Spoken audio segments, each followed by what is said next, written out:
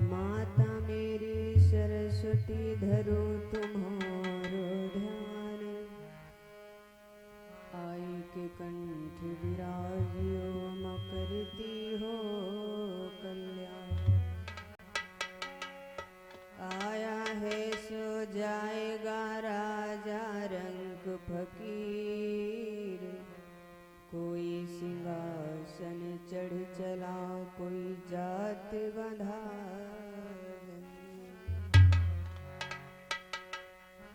सरस्वती ने स्वर दिया और गुरु ने दी जो ज्ञान, मात पिता ने जन्म दियो कर्म लिखो भगवान। राधे राधे कहते ही सब बाधा मिट जाए, कोटि जन्म की आपदा नाम लिए सो जाए। वृंदावन के धाम को मरम न जाने कोई, डाल डाल और पात पात पे श्री राधे राधे हो। कथा शुरू अब होते हैं सुनहु वीर हनुमान, आई के आसन लीजियो सिया सहित भगवान। बोली वृंदावन बिहारी लाल की जय हो, बोली आदि शक्ति मैया की जय हो, जगह स्थान की जय हो, ग्राम देवता की जय हो, क्षेत्र देवता की जय हो, अपने अपने माता पिता की जय हो, अपने अपने गुरुदेव भगवान की जय हो, बोली भक्त और भगवान की। जय हो। इस मंगलमयी कथा के आयोजक हमारे कमेटी के सभी दादा भैया लोग, समस्त ग्रामवासी व क्षेत्रवासी सभी के महान सहयोग से ये जो 5 दिवसीय कार्यक्रम का आयोजन किया गया, आज इस कथा का प्रथम दिवस की रात्रिकालीन बेला को आप सभी भैया लोग सफल बनाने के चल रहे हैं। सभी माताएं बहनें धर्म प्रांगण में उपस्थित दूर दूरांतर से आए हुए विद्वजन संत महात्मा एवं कथा के सुनने वाले भगवत प्रेमियों, सती सावित्री सुइया के पग चिन्हों पर चलने वाले देवीश्वरोपा माताएं बहनें, जहाँ तक हमारी आवाज पहुँच रही उन सभी भक्तजनों को हार्दिक अभिनंदन एवं वंदन। मंच के ऊपर विराजमान ठाकुर जी महाराज धर्म मंच की मर्यादा का पालन करते हुए सभी की महान आत्माओं को अर्चन वंदन करते हुए अभी आप लोग भैया जी के मुखारबिंद से भजन के माध्यम से बड़ा सुंदर भाव श्रवण कर रहे थे। आओ सर्वप्रथम माता रानी के पावन चरणों में ध्यान, फिर उसके बाद में भगवान की पावन चर्चा की ओर चलने का प्रयास। बोली आदि शक्ति मैया की।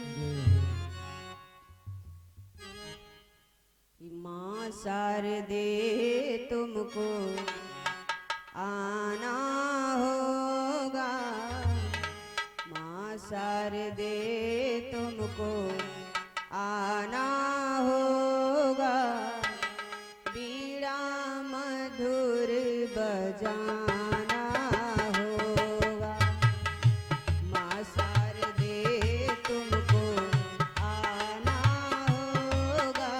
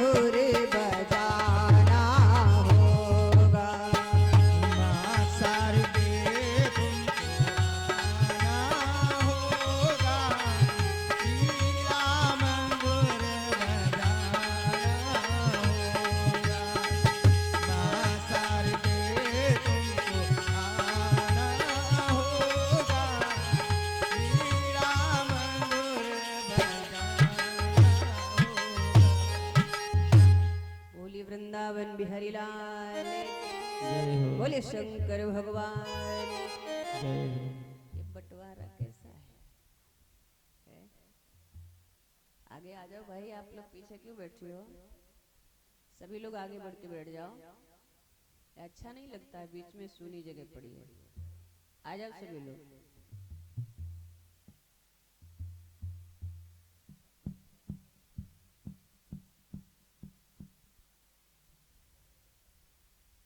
सभी लोग आ जाओ, बढ़ के बैठ जाओ। आइए दो बार सभी लोग परमात्मा के माता रानी के नाम का स्मरण अपने सुंदर सुंदर हाथों से ताली बजाते हुए मुखार बिंदु से सभी लोग बोलेंगे। सभी हमारी माताएं बहनें और सभी हमारे भैया दादा लोग। फिर उसके बाद में चलते हैं परमात्मा की पावन चर्चा की ओर।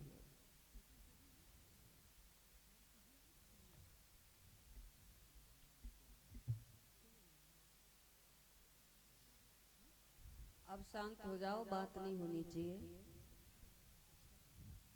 सभी लोग बोलेंगे भाव से कि तेरी चौखट पे ना मेरा काम है। ताली बजाते सब लोग बोलेंगे। अब रुक जा। तेरी चौखट पे ना मेरा काम है और मेरी बिगड़ी बनाना तेरा काम है।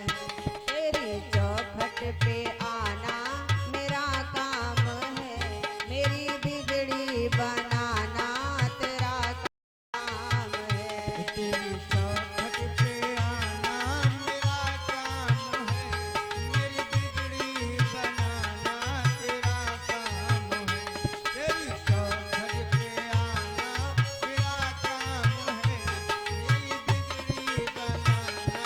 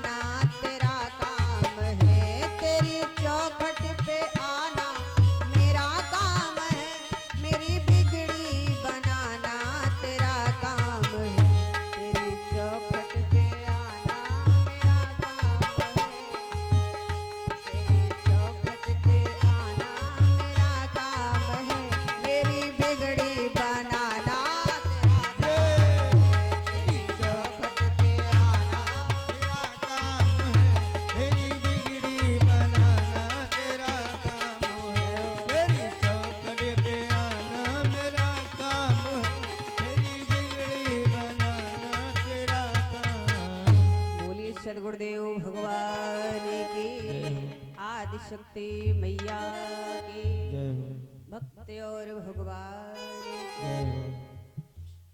आइए चलते हैं थोड़ा परमात्मा की पावन चर्चा की ओर। कहते हैं हमारे जीवन की वही घड़ी धन्य है, हमारे जीवन का वही समय धन्य है, जो हमारा समय, जो हमारी घड़ी परमात्मा की पावन कथा में या संत के साथ बैठने में जो बीतती है वही घड़ी धन्य है और वही समय भी धन्य है। और संत के पास बैठने का सौभाग्य और कथा में बैठने का सौभाग्य हमको तभी प्राप्त होता है जब परमात्मा की हमारे ऊपर कृपा होती है, तभी ये दोनों मिलते हैं। क्योंकि कहा जाता है हर किसी के घर में अगर देखा जाए, जीवन में सबसे मुश्किल चीज कौन सी है जो हम आपको बड़ी ही मुश्किल से मिलती है। बाबा जी ने अपनी मानस में बहुत सुंदर दर्शाया है, सुत दारा और लक्ष्मी पापियों के घर होए, सत्य संगति और हरि कथा तुलसी दुर्लभ दोर। हमारे घर में पत्नी हो जाए तो हम प्रसन्न हो जाएं कि हमें सब कुछ मिल गया, नहीं। हमारे घर रुपया पैसा हो जाए हम प्रसन्न हो जाएं, खुश हो जाएं कि अब हमको कुछ नहीं चाहिए, इतने में पर्याप्त है, बिल्कुल गलत बात। पुत्र हमारे घर में हो जाएं हम बड़ा प्रसन्न हो जाएं कि अब हमको कुछ नहीं चाहिए। तो ये तो महाराज तीनों चीजें पापी के भी घर पाई जाती है, पाई जाती कि नहीं। सुत, सुत माने पुत्र, दारा माने पत्नी, सुत दारा और लक्ष्मी, लक्ष्मी मतलब रुपया पैसा। ये तो पापी के भी घर आपको मिलेगा, मिलेगा कि नहीं मिलेगा। लेकिन उसके जीवन में दो चीजें नहीं मिल पाएंगी महाराज, ना तो सत्संग मिल पाएगा और ना ही भगवान की कथा मिल पाएगी।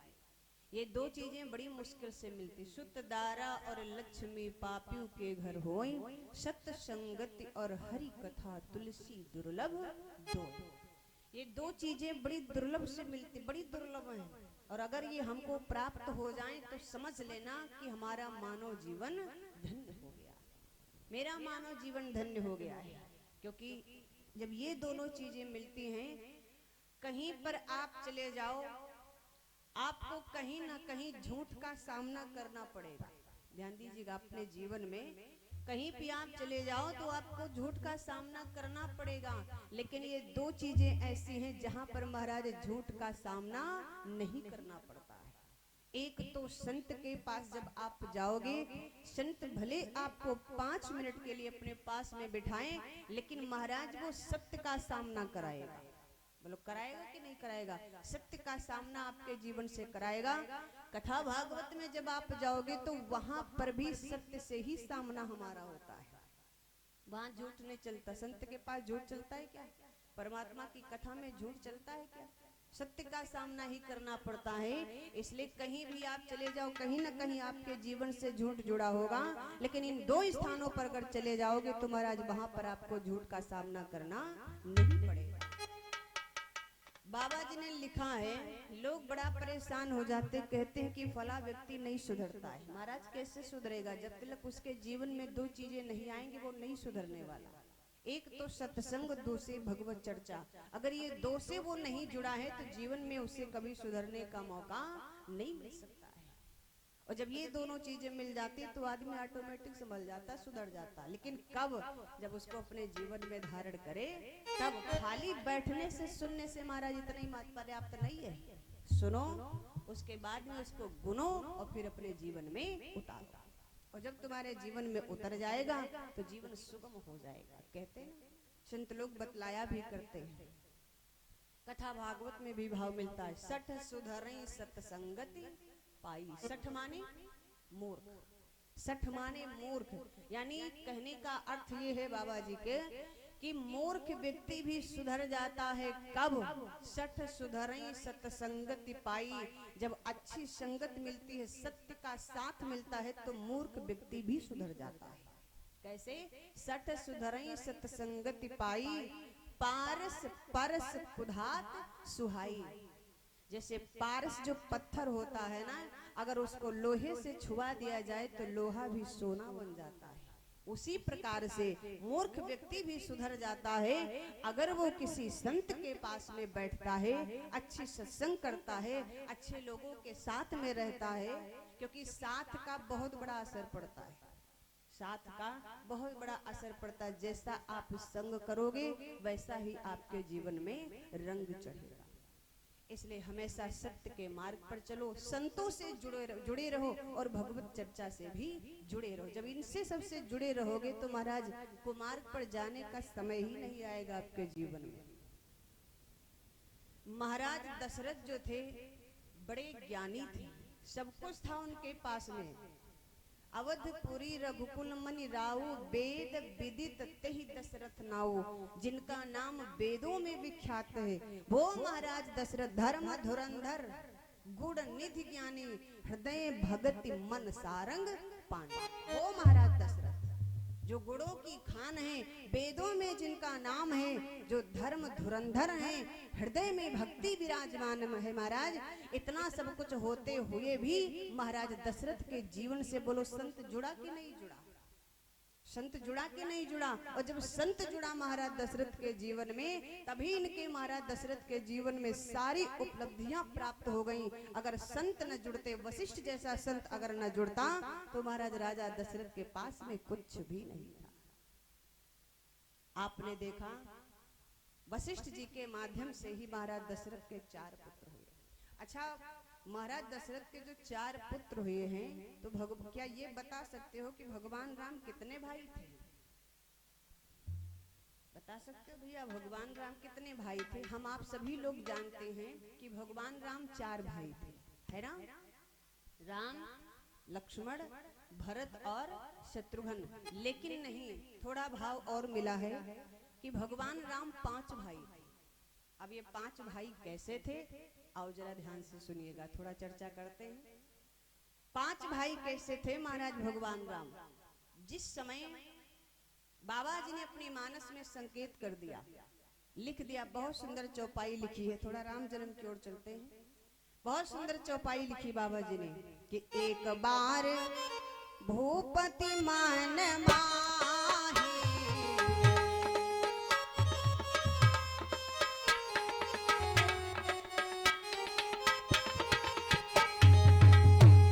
एक बार भूपति मन माही, भई गलानी मोरे सुत लाही।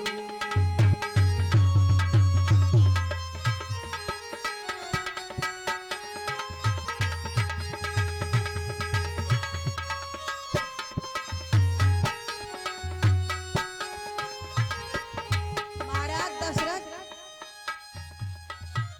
के 3 रानियां हैं।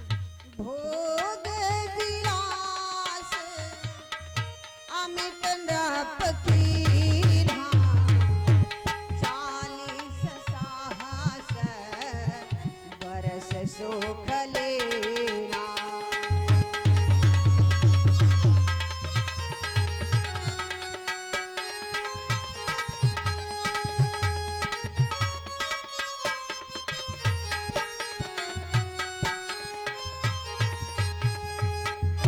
एक बार भूपति मन माही, भई गलान मोरे सुतनाही।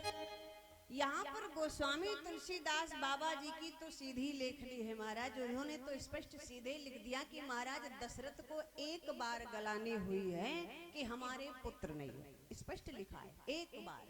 और हमने आपको शायद संकेत भी किया है कि मानस में कुछ चौपाइयां ऐसी हैं जिनमें एक बार लगा हुआ है, और जिस चौपाई में एक बार लगा हो तो समझ लेना वहां पर कोई विशेष घटना घटी है या कोई विशेष बात हुई। इसके पहले एक बार लिखा है जब भगवान भोलेनाथ सती जी को कथा सुनाने अगस्त ऋषि के पास गए। एक बार त्रेता जुग माही, शंभु गए कुंभज ऋषि पाही। एक बार भूपति मन माही भई गलान मोरे सुतनाही, एक बार करतल बरबीना गावत हरि गुण गान प्रवीणा, एक बार जननी अनहवाए करि सिंगार पलना पोढ़ाए, एक बार चुन कुसुम सुहाए निज कर भूषण राम बना। वैसे हमने देखा भी है तो एक बार की जो चौपाई है महाराज मानस में 18 बार आई है, ध्यान दीजिएगा। इसका मतलब ये है कि 18 बार मानस के अंदर कोई विशेष घटना घटी है। और आज यहाँ पर भी एक बार आ गई, हालांकि आप लोग कथा सुन भी चुके हो, लेकिन नई बात मिली इसलिए इसको हम रिपीट कर रहे हैं, ध्यान से सुनिएगा। बाबा जी ने स्पष्ट लिख दिया, एक बार भूपति मन माही भई गलान में मोरे सुत नाही। तुलसी बाबा ने सीधे लिख दिया है कि महाराज दशरथ को एक बार गलानी हुई है कि मेरे पुत्र नहीं, लेकिन नहीं, विद्वानों ने निकाला एक बार नहीं, महाराज दशरथ को 4 बार गलानी हुई है कि हमारे पुत्र नहीं, 4 बार गलानी हुई। लेकिन यहाँ पर जो एक बार लिखा है ना, तो जब भोले बाबा सती जी को कथा सुनाने जा रहे थे तो वहां पर भी एक बार लिखा है, तो बार का अर्थ जो है वो समय से लिया गया है। वहां पर समझिएगा, जब भोले बाबा चले हैं लेकर के सती जी को कथा सुनाने, तो वहां पर जो एक बार लिखा है तो वहां बार का अर्थ समय से लिया गया है। एक बार का मतलब बार का अर्थ एक ही है, समय से। लेकिन वही तुलसी बाबा और वही रामचरितमानस वही लिखने वाले जब यहाँ पर लिख रहे हैं एक बार भूपति मन माही, तो यहाँ पर बार शब्द जो लिखा, यहाँ पर इसके 2 अर्थ आए, यहाँ पर इसके 2 अर्थ आए हैं। 2 अर्थ कौन से आए हैं? एक अर्थ जो है समय से आया है और एक अर्थ इसका सर के बाल से लिया गया है, समझिएगा। एक अर्थ समय से, यानी वो समय कौन सा था जिस समय पर महाराज दशरथ को इस बात की गलानी हुई है कि हमारे पुत्र नहीं, वो समय कौन सा था। जैसे हम आप सभी लोग नहीं कहते आज सोमवार है, आज मंगलवार है, आज बुधवार है, बार लगता है ना, तो बार का अर्थ समय से लिया गया। एक बार का अर्थ समय से लिया गया और एक बार का अर्थ सर के बाल से लिया गया। आप लोग कथा सुन भी चुके हो। महाराज दशरथ, थोड़ा समझ लेते हैं। महाराज दशरथ राज सिंहासन पर विराजमान हैं, बार का अर्थ समझते हैं। महाराज दशरथ अपने राज सिंहासन पर विराजमान, महाराज दशरथ को लगा कि हमारे सर के ऊपर जो मुकुट रखा हुआ है वो तिरछा हो गया है, और सर के ऊपर मुकुट तिरछा शोभा नहीं देता है। महाराज राजा दशरथ को महसूस हुआ कि मैं राजा हूँ और राज सिंहासन पर विराजमान हूँ, एक से लोग आते हैं हमसे मिलने के लिए और हमारे शीश के ऊपर जो राज मुकुट वो तिरछा, ये तो शोभा नहीं देता है, ये शोभा नहीं देता है। महाराज दशरथ को महसूस हुआ है पर देखा नहीं है। देखिए, कुछ संसार में कुछ चीजें ऐसी हैं जिनको केवल हम महसूस कर सकते हैं बल्कि देख नहीं सकते।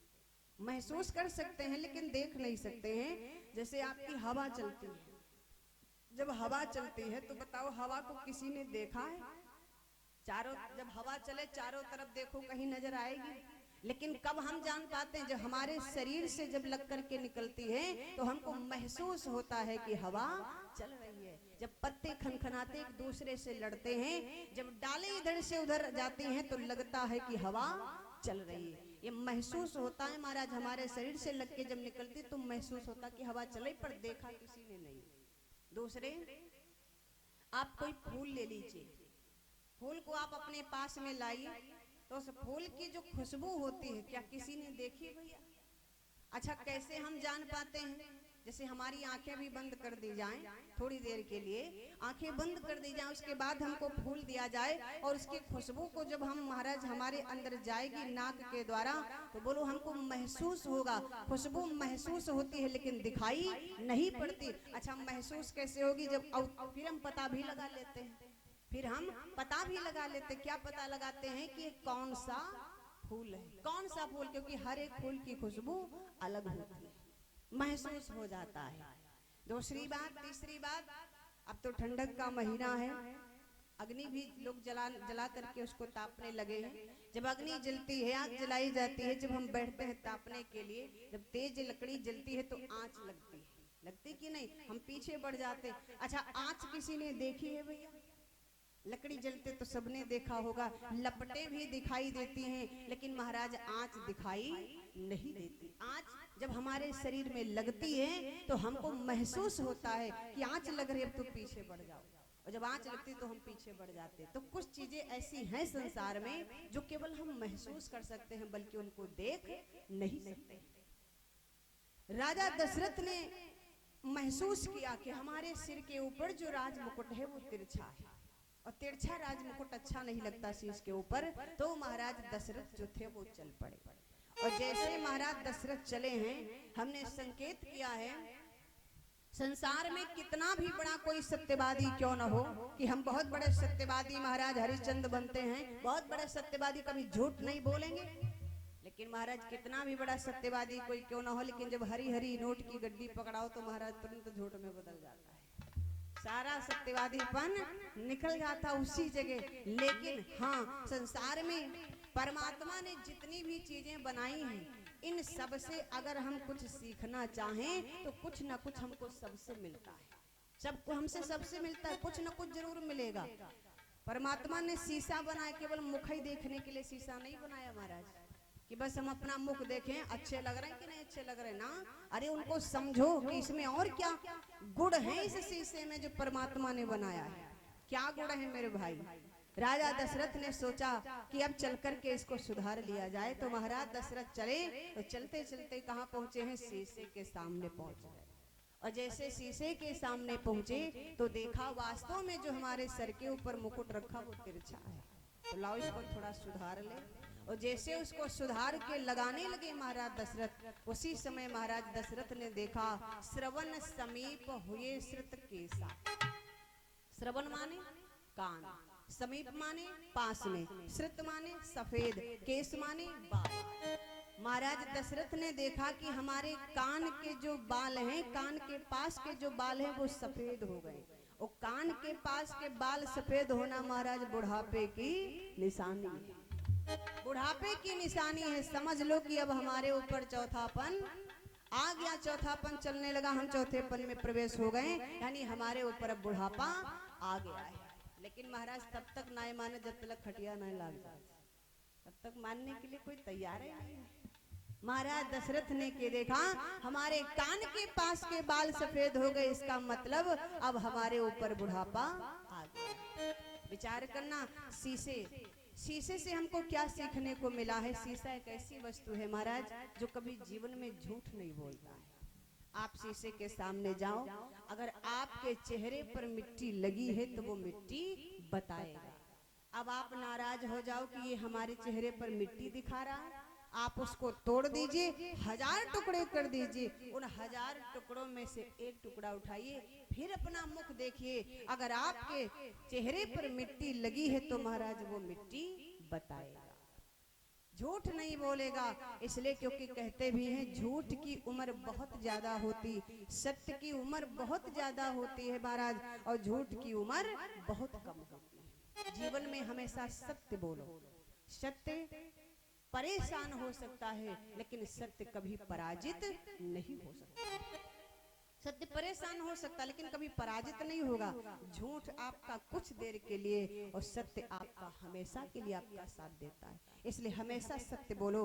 संतों ने बड़ा सुंदर भाव भी दर्शाया है, हम अगर आपसे झूठ बोल देंगे महाराज तो चल जाएगा, लेकिन महाराज वहां पर झूठ चलने वाला नहीं है। और सुनो, जब तक हम आपसे झूठ बोलते हैं तब तक हम आपके प्रिय हैं, और जिस दिन आपको हकीकत मालूम हो जाएगी उसी दिन हम आपकी नजरों से गिर जाएंगे। इसलिए क्यों नजरों से गिरो, जो बात हो सो सामने कह दो महाराज। सच है तो सच कहो, झूठ कहने की क्या जरूरत है, क्या कोई तुम्हारा बिगाड़ लेगा। ज्यादा से ज्यादा महाराज बोलेगा नहीं, लेकिन फिर बाद में जब सोचेगा तो जरूर एक बार विचार करेगा कि देखो हो चाहे जो, लेकिन उसने सत्य कहा। कहेगा कि नहीं, यही कहेगा कि हो कुछ भी, लेकिन उसने सत्य कहा है। संतों ने बड़ा सुंदर भाव भी दे दिया है, क्या कहते हैं कि किसी से झूठ मत बोलो, किसी से झूठ मत बोलो, प्रभु के पास जाना है। किसी से झूठ मत बोलो, प्रभु के पास जाना है।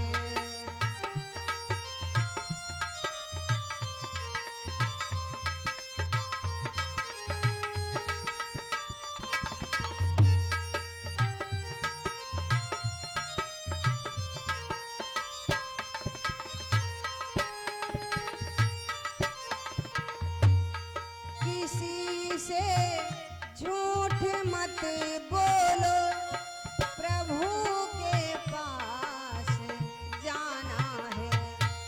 किसी से झूठ मत बोलो, प्रभु के पास जाना है।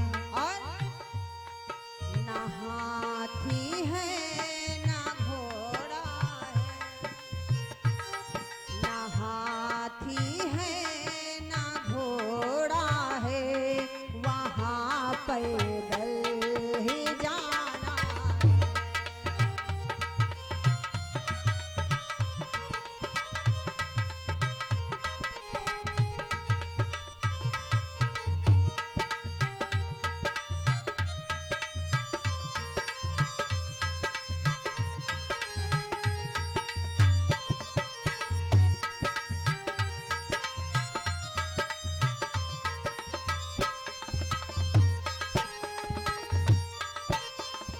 और कहा गया, अकड़ किस बात की प्यारे, एक दिन सबको जाना है।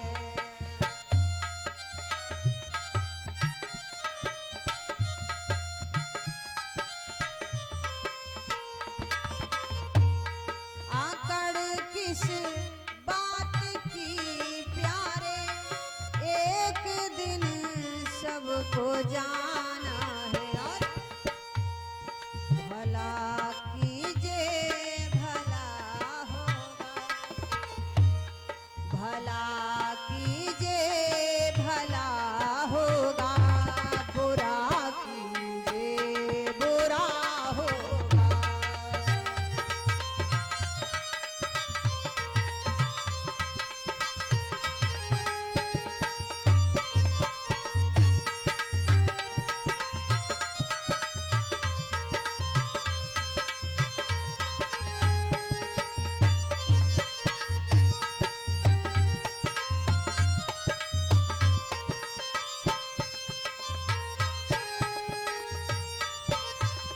और लड़कपन खेल में खोया, जवानी नींद भर सोया।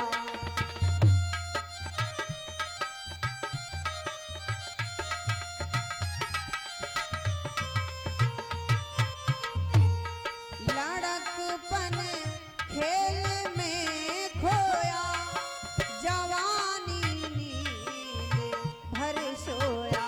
और बुढ़ापा देख के रोया, बुढ़ापा देख के रोया, जीवन का क्या ठिकाना है।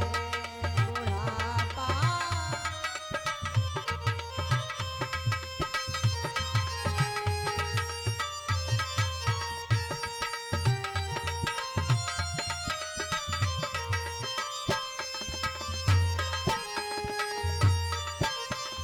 हाँ, किसी से झूठ मत बोलो, किसी से झूठ मत बोलो, प्रभु के पास जाना है।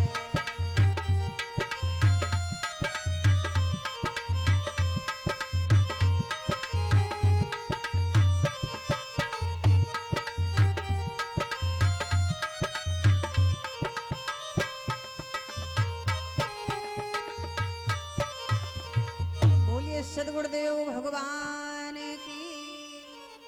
आज महाराज दशरथ ने देखा कि हमारे कान के पास में जो बाल हैं सो सफेद हो गए, तो वहां पर बतलाया कि महाराज दशरथ को गलानी हुई है कि कान के पास के बाल सफेद हो गए, मतलब हम चौथेपन में प्रवेश कर गए, हम बूढ़े होने लग गए, लेकिन अभी तक हमारे कोई पुत्र नहीं है।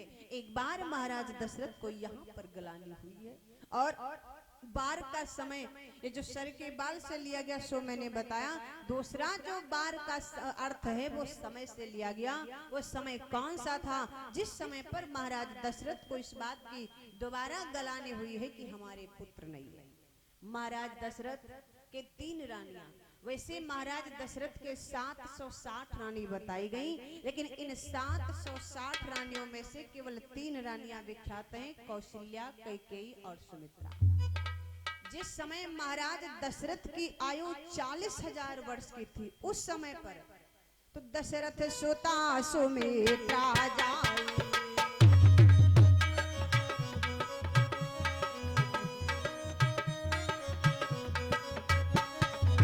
दशरथ सुता सुमित्रा जाई, दशरथ सुता सुमित्रा जाई, शांता नाम श्रृंगी ऋषि पाई, शांता नाम श्रृंगी ऋषि पाई।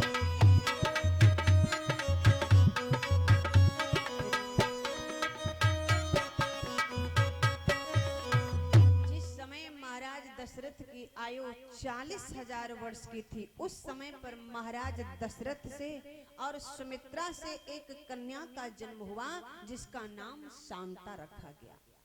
ये शांता है तो महाराज दशरथ की पुत्री, लेकिन महाराज दशरथ ने शांता का कन्यादान अपने हाथों से नहीं किया था, क्योंकि महाराज दशरथ के एक बड़े ही खास मित्र थे जो अंग देश के राजा थे, जिनका नाम था महाराज रोमपाद, जो यदुवंशी थे।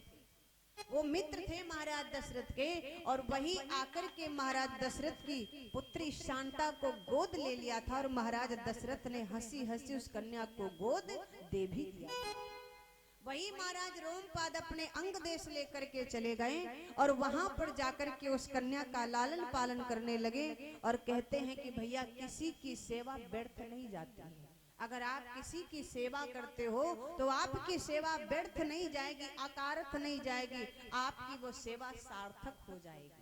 महाराज रोमपाद ने उस कन्या की सेवा की, उसका पालन पोषण किया, और जब विवाह के योग्य कन्या हो गई तो महाराज रोमपाद ने क्या किया, शांता का विवाह श्रृंगी ऋषि के साथ में कर दिया।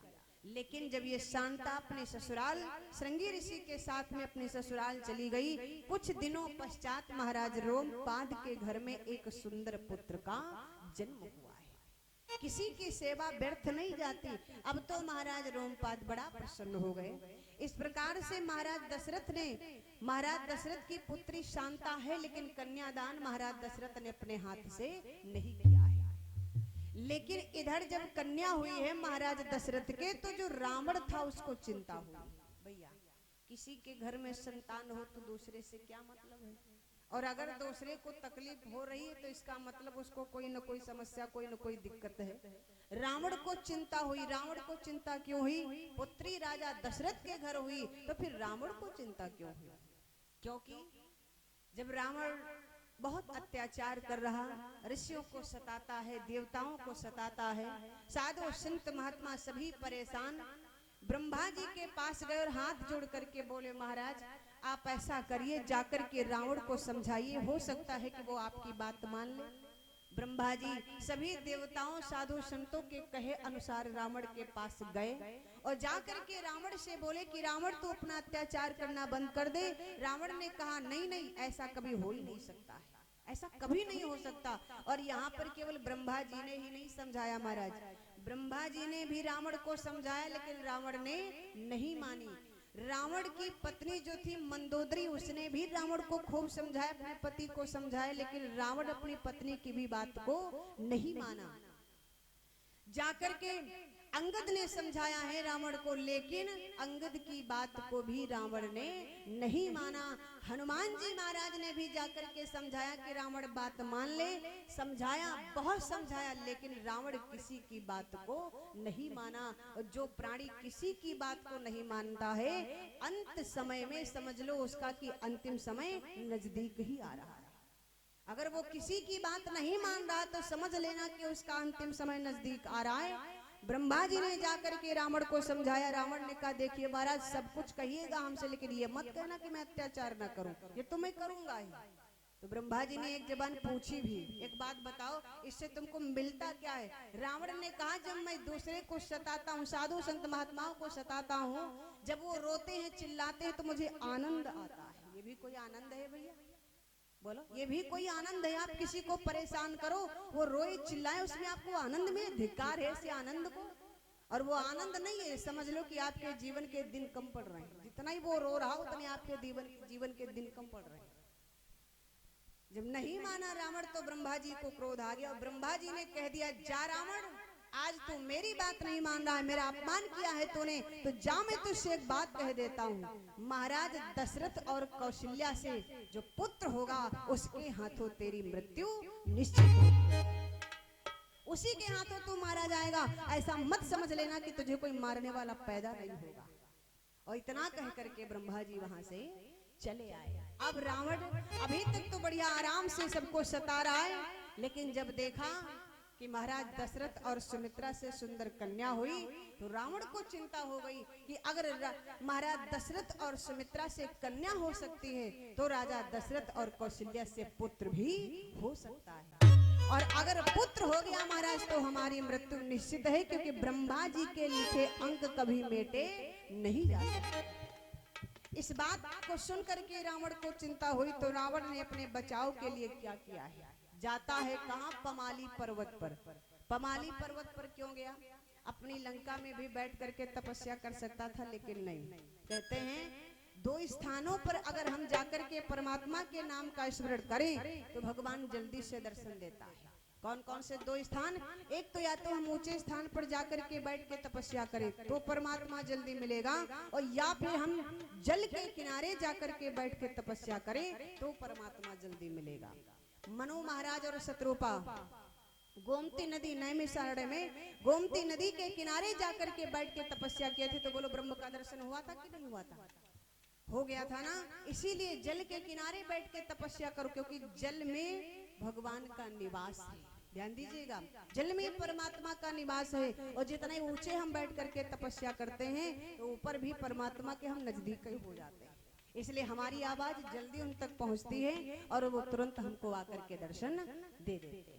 रावण कहाँ गया? पमाली पर्वत पर। पमाली पर्वत की बहुत बड़ी ऊंचाई है, उसी पर्वत पर जाकर के तपस्या करता। जिस समय बैठ करके तपस्या की तो दशरथ के कन्या भई जानी दसानन धीर, जाए पमाली तप किया दया न तन वे पीर। रावण ने जाकर के पमाली पर्वत पर तपस्या की, और जब तपस्या की तो ब्रह्मा जी प्रसन्न हो गए, प्रकट हो गए रावण के सामने। मांग ले, क्या चाहता है? जो मांगेगा पाएगा। रावण ने कहा महाराज जो मांगूंगा मिलेगा, बिल्कुल जो मांगेगा पाएगा, मैं तेरी तपस्या से बहुत प्रसन्न हूँ, मांग ले, क्या मांगना चाहता है?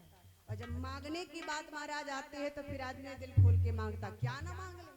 रावण ने कहा महाराज मांग ले, ब्रह्मा जी ने कहा मांग ले, जो मांगेगा पाएगा।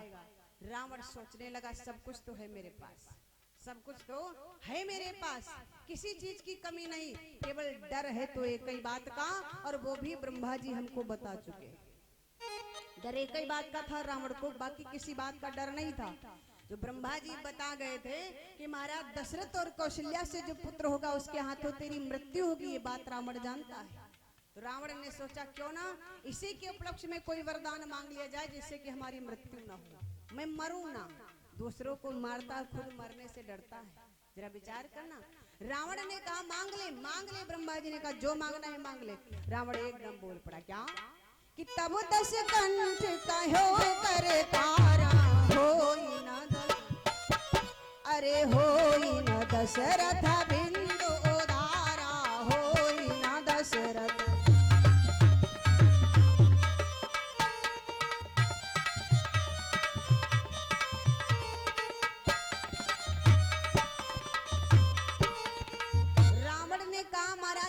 वरदान देना चाहते तो हमें ये वरदान दो कि महाराज दशरथ के अंश से अब एक भी संतान न हो। और जैसे इतनी बात कही ब्रह्मा जी भी बिना सोचे समझे कह दिया ठीक है रावण, अगर तू ये मांगता है तो एवं मस्तु कही गए दे दिया। रावण को वरदान दे दिया ब्रह्मा जी ने बिना सोचे समझे। जैसे ही रावण ने इतनी बात कही कि महाराज दशरथ के अंश से एक भी संतान ना हो, ब्रह्मा जी ने कह दिया एवं मस्त, जाओ ऐसा ही होगा। विचार करना भैया, उस समय ब्रह्मा जी की मति पर कौन बैठा था जो ऐसी बात बोल दे। एवं मस्तु कही गयो विधाता, रावण गयो लंका हरे साता।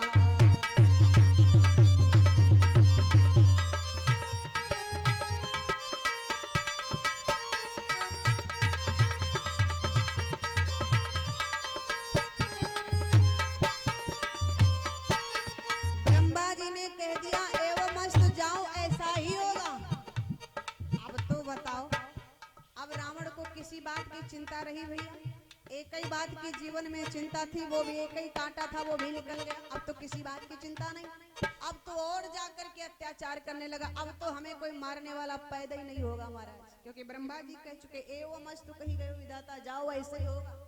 महाराज दशरथ के अंश से कोई संतान नहीं होगी। अब तो रावण ने विचार किया कि अब तो मैं चाहे जिसको सताऊं, चाहे जिसको मारूं, मुझे कोई मारने वाला इस दुनिया में आने वाला नहीं है।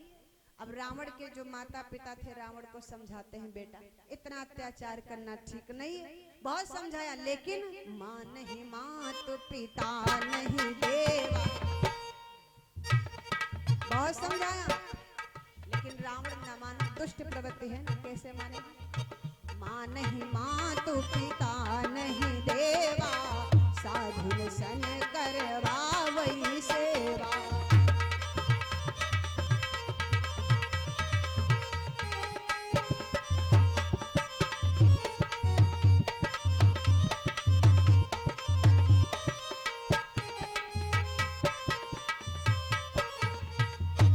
नहीं मातु पिता नहीं देवा, और साधुन सन करवावै सेवा। अब तो रावण अपने माता पिता की भी बात को नहीं मानता है महाराज।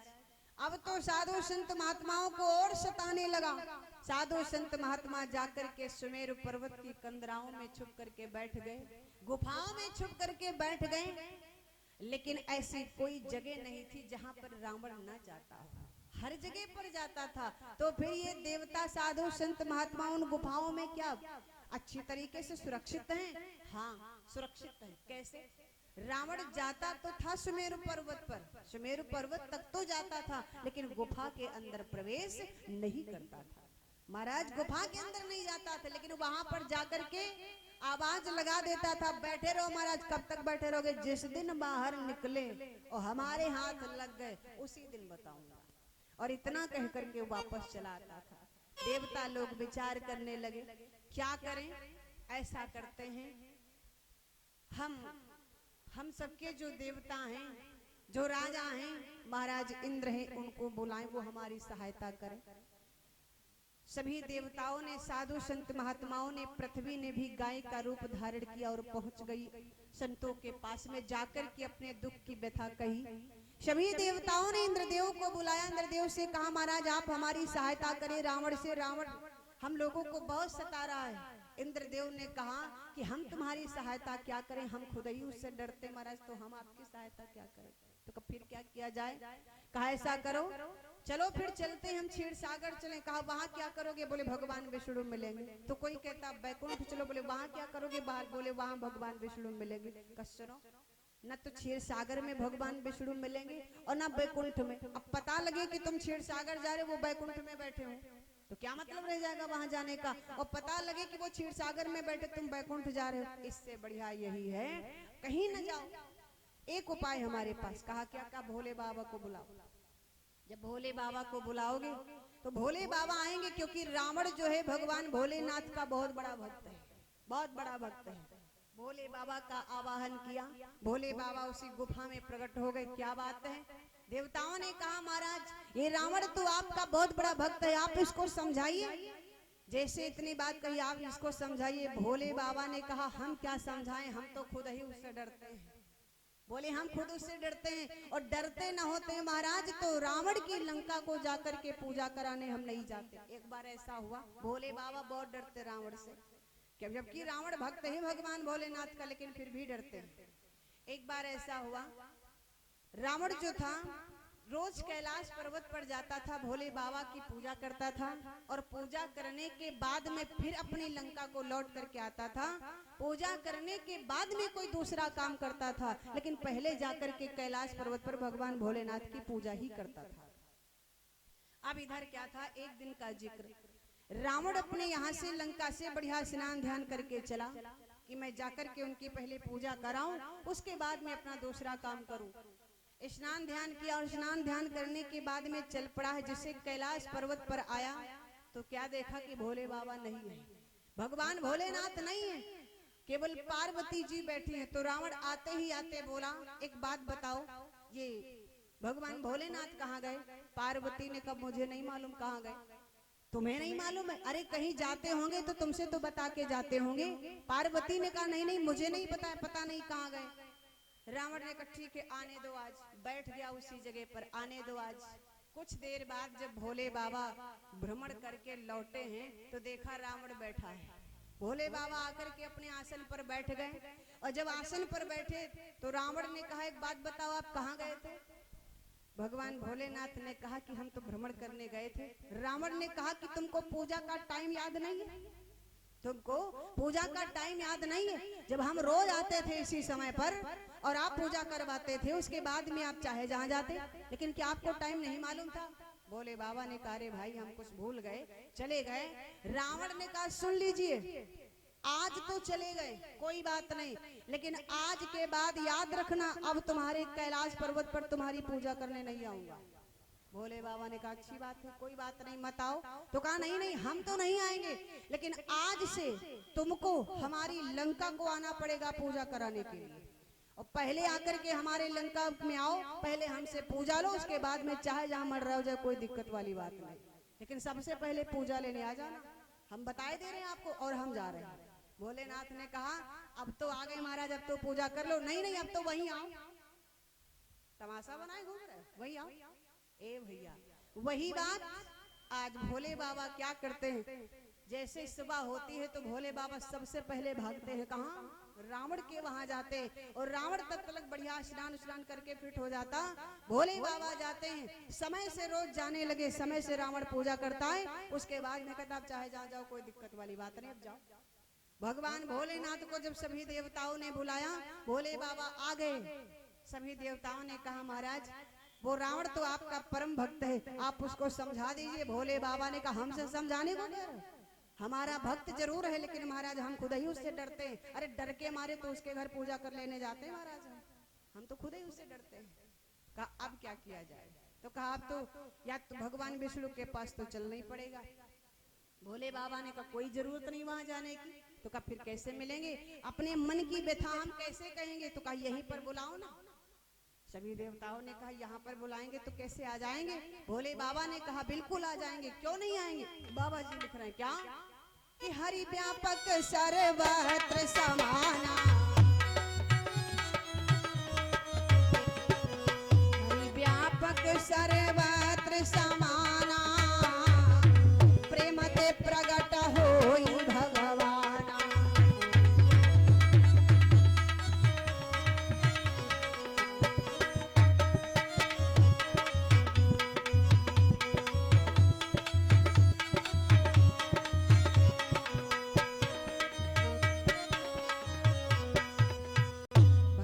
शिव ने कहा हरि व्यापक सर्वत्र समाना, प्रेम ते प्रगट होई भगवाना।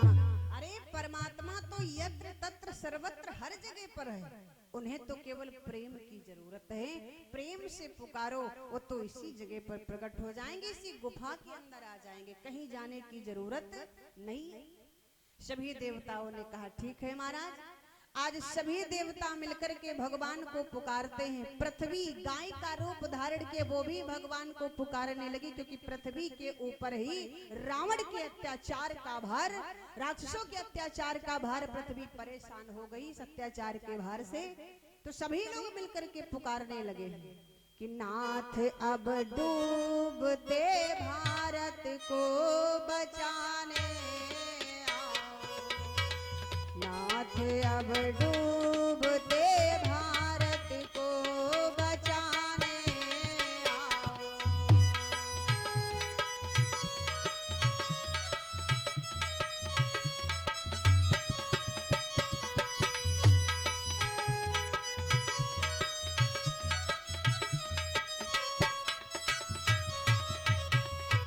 हाँ, नाथ अब डूबते भारत को बचाने आओ।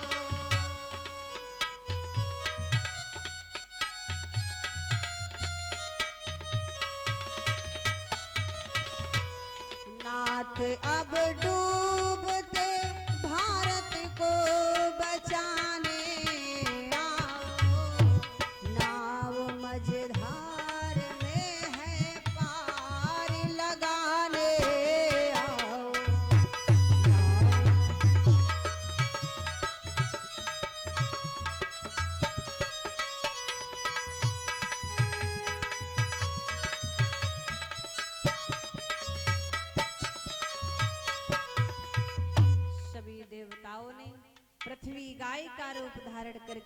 साधु संत महात्माओं ने सबने भगवान को पुकारा, और जिस समय भगवान को पुकारा है तो भगवान आए नहीं महाराज, आए नहीं। आकाशवाणी हुई है, परमात्मा नहीं आए, आकाशवाणी हुई है क्या कि जन डर पहो मुनि सीधी सुरेशा।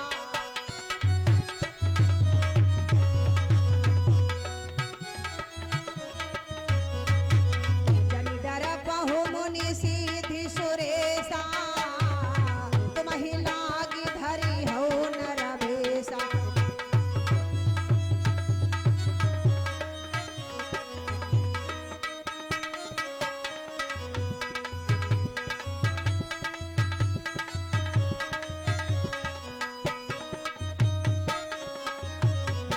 अरे अंसन सहित मनुज अवतारा, ले हो दिनकर वंश उदारा। तिनके घर अवतरी हो जाई, रघुकुल तिलक सुचार्यो भाई।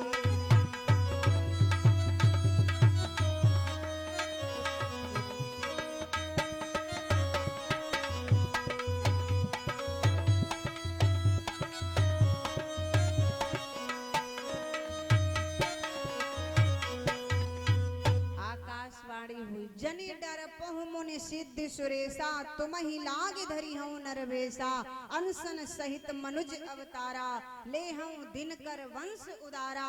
तिनके घर अवतरी हूँ जाई, रघुकुल तिलक सुचार्यो। हे देवताओं, तुम घबराओ नहीं, मैं तुम्हारे लिए मनुष्य शरीर धारण करूंगा और अपने अंशों सहित आकर के सूर्य वंश में अवतार लूंगा। लेकिन स्पष्ट नहीं कहा है कि किसके घर आऊंगा। देवताओं से ये स्पष्ट नहीं कहा कि किसके घर आऊंगा, पर पृथ्वी से स्पष्ट कह दिया है। अब तो उन पार ब्रह्म परमात्मा ने पृथ्वी से भी कहा है, पृथ्वी तुम घबराओ नहीं, तुम्हारे ऊपर जो राक्षसों के अत्याचार का भार है वो भार आकर के मैं दूर करूंगा। क्योंकि पृथ्वी मेरी प्यारी पृथ्वी, और मैं तेरा ताप मिटाऊंगा। दशरथ के महाराम बनकर अति शीघ्र अवध में आऊंगा। दशरथ के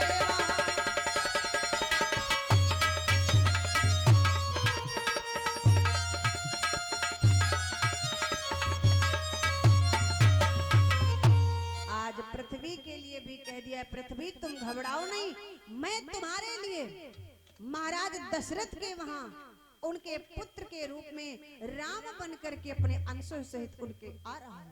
जैसे इतनी बात कही कि उनका पुत्र बन करके आ रहा हूं, अब तो सब बड़ा प्रसन्न हो गए कि चलो प्रभु हमारी सहायता के लिए आ तो रहे। लेकिन सब देवता जो थे और साधु संत महात्मा जो थे सो भोले बाबा की तरफ देखने लगे, भगवान शिव की तरफ देखने लगे। भगवान शिव ने कहा, हमारी तरफ क्यों देख रहे हो भाई, हमसे कोई गलती हो गई? देवताओं ने कहा, बहुत बड़ी गलती हुई। तो भगवान शिव बोले, कौन सी गलती हो गई? देवता बोले, आप तो बोले थे कि भगवान को पुकारो तो यहीं आ जाएंगे इसी गुफा में, कहाँ रह गए तुम्हारे भगवान? जैसे इतनी बात कही तो भगवान भोलेनाथ ने कहा, मेरी ये बात याद है, पर ये बात याद नहीं कि हमने कहा क्या था, किस भाव से मैंने कहा था पुकारने के लिए। प्रेम से प्रकट हो भगवान, लेकिन तुम लोगों के अंदर प्रेम तो था ही, प्रेम नहीं था भैया। देवताओं के अंदर क्या उस समय पर प्रेम था जिस समय भगवान को पुकार रहे थे? प्रेम नहीं था। वहां पर उनके मन में, हृदय में तो रावण की दहशत भरी हुई थी, रावण का डर भरा हुआ था।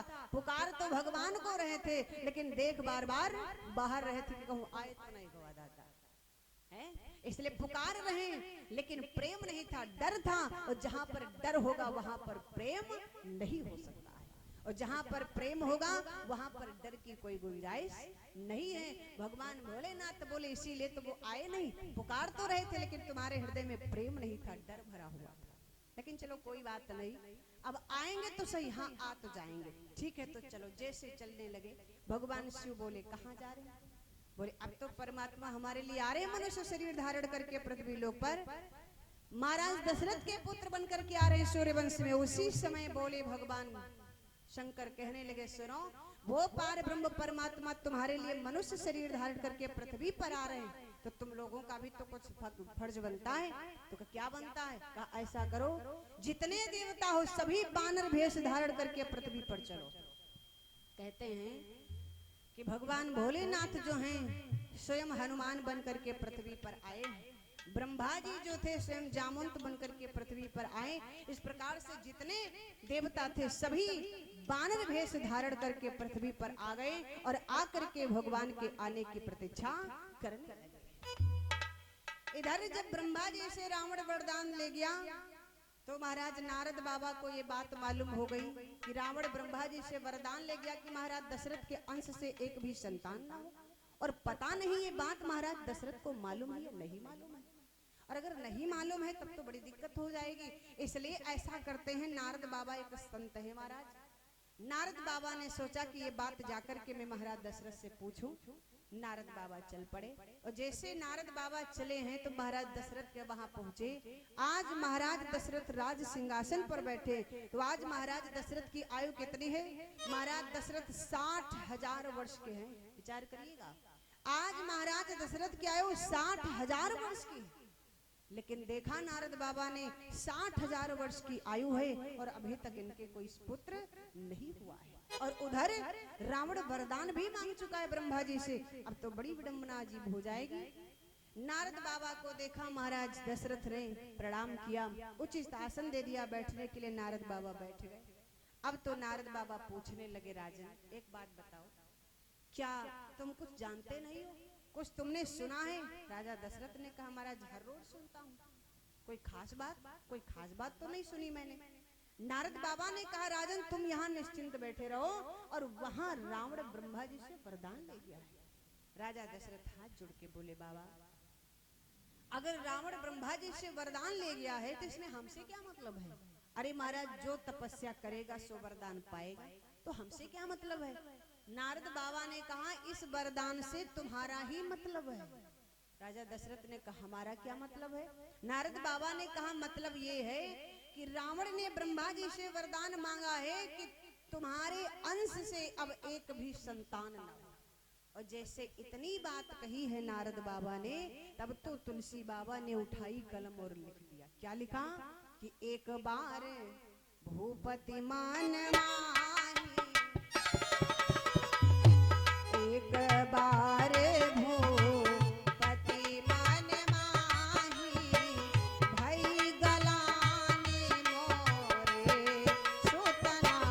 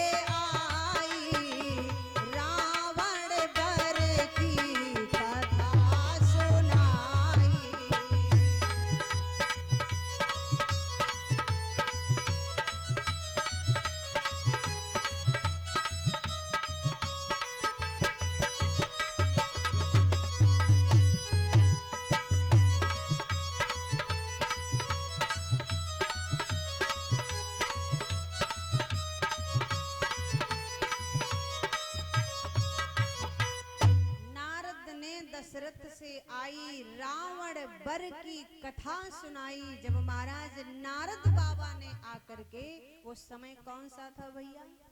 जब नारद बाबा ने आकर के रावण के वरदान की बात महाराज दशरथ को बतलाई, तब तो एक बार भूपति मन माही। बार का मतलब समय से मैंने बताया था।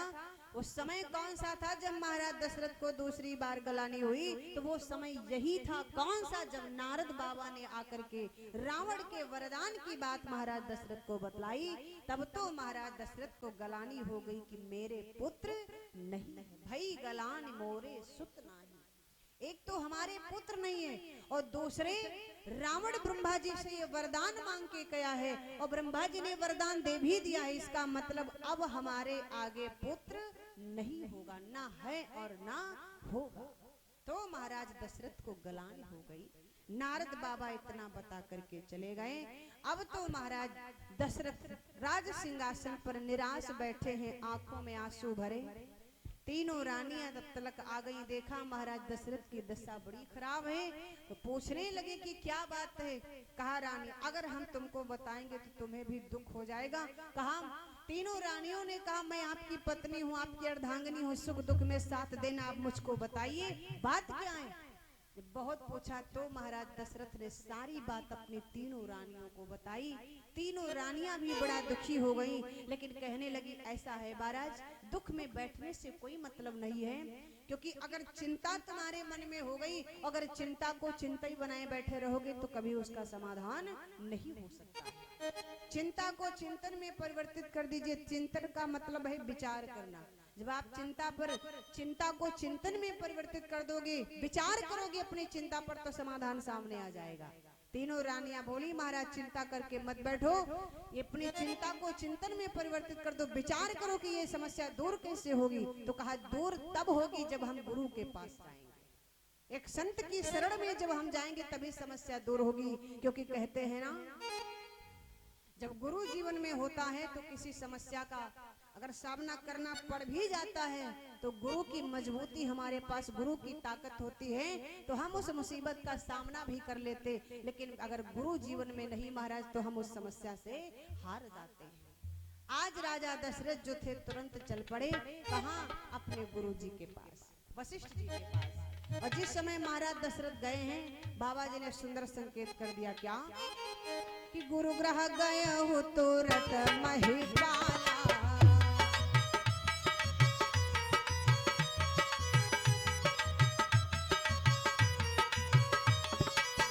गुरु ग्रह गया हो तुरंत नहीं पाला, गुरु ग्रह गया तुरंत नहीं पाला, चरण लागी कर विनय विशाला, चरण लागी कर विनय विशाला।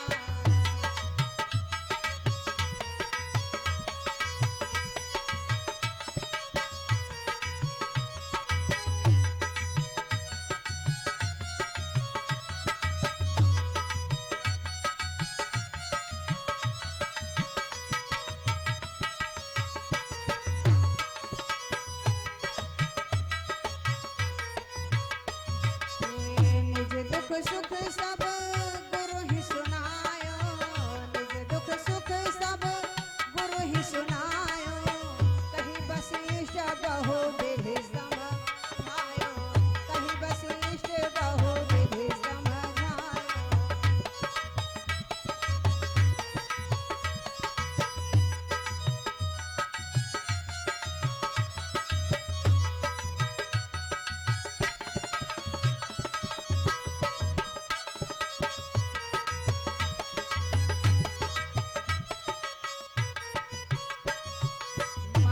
दशरथ तुरंत भागे, अपने राजमहल से भागे महाराज वशिष्ठ जी के पास।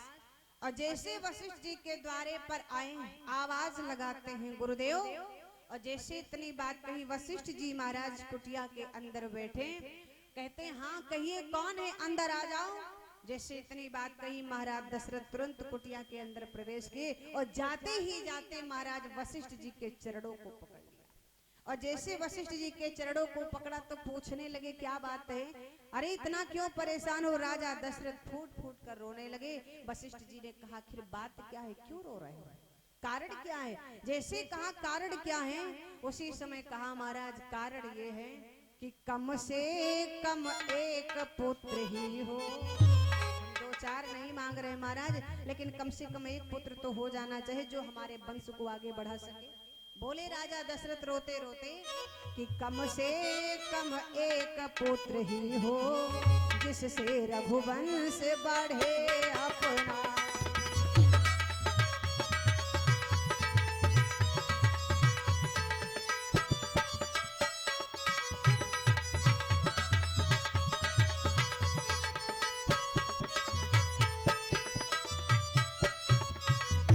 कम से कम एक पुत्र ही हो, जिससे रघुवंश बढ़े अपना। और पितरों को भी तर्पण पहुँचे, पितरों को भी तर्पण पहुँचे, आगे को नाम चले अपना।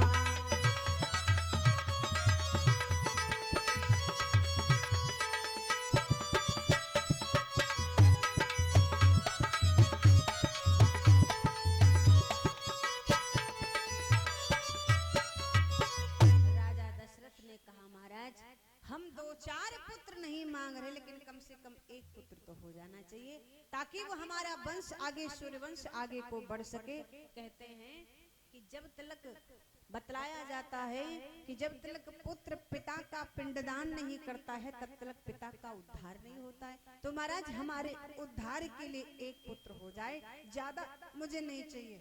राजा दशरथ ने जब इतना कहा और इतना कह करके रोने लगे, तो महाराज वशिष्ठ जी कहने लगे राजन हम तो यही राह ही देख रहे थे, राजन हम तो यही राह देख रहे थे कि तुम हमारे पास आओ पुत्र भाव लेकर के। और रही बात एक पुत्र की, तो एक पुत्र की नहीं महाराज सुनो, धरहु धीरा हुई है सुतचारी, धरहु धीरा हुई है सुतचारी, त्रिभुवन विदित भगत भयहारी।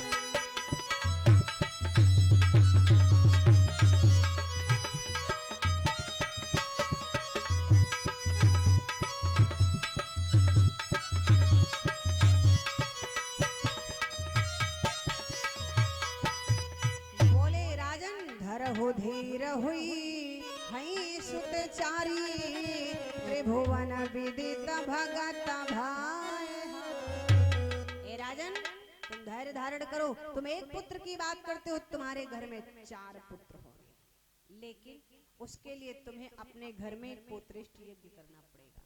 तो ठीक है महाराज चलिए। वशिष्ठ जी ने कहा मैं नहीं करूंगा। फिर ये तो पोत्रेष्ठ यज्ञ जो होगा वो श्रृंगी ऋषि करेंगे, आप क्यों नहीं कर सकते हो? नहीं नहीं मुझे पोत्रेष्ठ यज्ञ के विषय में जानकारी नहीं है, पोत्रेष्ठ यज्ञ के विषय में पूरी तरीके से जानकारी महाराज श्रृंगी ऋषि को है, क्योंकि श्रृंगी ऋषि पोत्रेष्ठ यज्ञ के विशेषज्ञ हैं, इसलिए वही करेंगे। राजा दशरथ ने कहा महाराज तो अब उनको हम कहाँ ढूंढेंगे जाकर के। राजा दशरथ ने जब इतनी बात कही, वशिष्ठ जी ने कहा कि कहा किसने है तुमसे कि उनको जाके ढूंढो? किसने कहा? कहा महाराज आप ही कह रहे हो। कहा हम तो ये कह रहे हैं कि उनके द्वारा ये यज्ञ ठीक रहेगा। एक तो पोत्रेष्ठ यज्ञ के विशेषज्ञ हैं, दूसरे तुम्हारे मन्य हैं, तो उनके द्वारा यज्ञ अच्छा रहेगा। तो ठीक है कैसे होगा? कहा आप जाओ जाकर के अपने वहां पोत्रेष्ठ यज्ञ की तैयारी करो, और हम कल श्रृंगी ऋषि को लेकर के तुम्हारे वहां पहुंच रहे हैं। राजा दशरथ वहां से प्रसन्नता पूर्वक चले आए। इधर वशिष्ठ जी महाराज ने श्रृंगी ऋषि को बुलाया, तो श्रृंगी ऋषि हो वशिष्ठ बुलावा, पुत्र काम शुभ जागे करा। वशिष्ठ जी महाराज ने श्रृंगी ऋषि को बुलाया और बुला करके महाराज दशरथ के वहां गए। यज्ञ की सारी तैयारियां हो चुकी थी। महाराज वशिष्ठ जी जब श्रृंगी ऋषि को लेकर के पहुंचे हैं, जाकर के यज्ञ प्रारंभ हुआ, और जैसे यज्ञ प्रारंभ हुआ है तो भगति सहित मुनि आहुति दीन है, प्रगटे अग्नि चरुकार। भक्ति और प्रेम के साथ साथ में जब आहुतियां उस हवन कुंड में दी गईं, उन आहुतियों को पाकर के अग्निदेव प्रसन्न हुए और जब प्रसन्न हुए तो उसी हवन कुंड से प्रकट हो गए। उनके हाथ में खीर से भरा हुआ कटोरा है। खीर से भरा हुआ कटोरा, वो प्रसाद महाराज अग्निदेव जो थे उन्होंने वशिष्ठ जी को दिया और वशिष्ठ जी से कहा, ऐ वशिष्ठ जी, आपने अपने हृदय में विचार करके जो आहुतियां डाली, उन आहुतियों को पाकर के मैं प्रसन्न हुआ, इसलिए जो भी आपने अपने मन में विचारा आपका वो कार्य पूरा हुआ। जो वशिष्ठ कछु हृदय विचारा, सकल काज भा सिद्धि तुम्हारा। लो, जैसे वशिष्ठ जी के हाथों में वो प्रसाद दिया खीर का, महाराज वशिष्ठ जी ने क्या किया, उस खीर का प्रसाद राजा दशरथ को दे दिया और कहा, जाओ राजन, इस खीर के प्रसाद को ले जाओ, अपनी रानियों में यथाविधि बांट दो। राजा दशरथ उस खीर के प्रसाद को लेकर के चले, महल के अंदर प्रवेश किया। तीनों रानियों को आवाज लगाते और जैसे तीनों रानियों को आवाज लगाए, तब हेराए प्रिया नारी बोलाई, कौशल्यादि कहाँ चालिया। राजा दशरथ ने तीनों रानियों को आवाज लगाई, तीनों रानियां दौड़ती हुई आ गई। कहिए महाराज क्या बात है? महाराज दशरथ ने उसी समय पर उस खीर का बंटवारा किया। तुलसी बाबा लिख रहे हैं किस प्रकार से बंटवारा किया, तो अर्ध भाग कौशल्य ही दीना, अर्ध भाग कौशल्य ही दीना, अर्ध भाग कौशल्य ही दीना, उभय भाग आधे कर कीना, उभय भाग आधे कर कीना।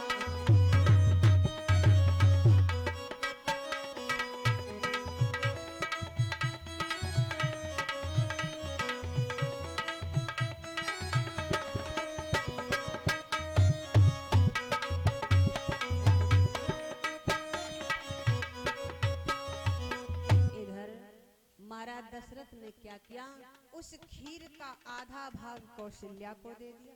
शेष कितना बचा? आधा। उसके दो भाग किए, एक भाग उठा करके कैकेयी को दे दिया और एक भाग उठा करके सुमित्रा को दे दिया। विचार करिएगा, अब कैकेयी ने जैसे ही देखा तो कैकेयी विचार करने लगी कि हमारे साथ में इतना बड़ा धोखा, मेरे साथ इतना बड़ा धोखा। ये महाराज दशरथ तो हमेशा ये बात कहा करते हैं कि तीनों रानियों में सबसे प्रिय जो हमारी रानी है वो कैकेयी है, सबसे प्रिय जो हमारी रानी है वो कैकेयी है। लेकिन आज यहाँ पर जब खीर का बंटवारा हो रहा है तो हमारे साथ में इतना बड़ा धोखा। खीर का आधा भाग बड़ी रानी कौशल्या को दिया और शेष बचा आधा, उसके भी दो भाग किए, उसमें का एक भाग हमको, एक भाग सुमित्रा को। कैकेयी को क्रोध आ गया और जैसे कैकेयी को क्रोध आया है तो विचार करिएगा, कैकेयी क्रोध में आकर के आज उस खीर के प्रसाद को उछालने लगी। ध्यान दीजिएगा, खीर के प्रसाद को उछालने लगी और जिस समय खीर के प्रसाद को उछालने लगी, ऊपर एक चील मंडरा रही थी। ध्यान दीजिएगा, ऊपर एक चील मंडरा रही थी। जब ये कैकेयी खीर के प्रसाद को ऊपर उछालने लगी तो वो चील जो थे ऊपर मंडरा रही थी, उड़ती उड़ती आई और उसी खीर के जो चावल के कण थे सब कुछ मुख में दाब लिए और दाब करके ऊपर उड़ गई। जैसे ऊपर उड़ी है, अब जरा विचार करिएगा कि चील थी कौन। हमने आपको कहा था भगवान राम 4 भाई नहीं महाराज, भगवान राम 5 भाई। कैसे हैं जरा ध्यान दीजिएगा। जिस समय महाराज दशरथ के वहां यज्ञ चल रहा, उस समय पर एक यज्ञ नहीं हो रहा, उस समय पर 2 यज्ञ हो रहे हैं। एक यज्ञ तो अयोध्या में हो रहा है और एक यज्ञ जो है गंधमादन पर्वत पर हो रहा है। वो यज्ञ ना समझो आप, तपस्या समझ लीजिए।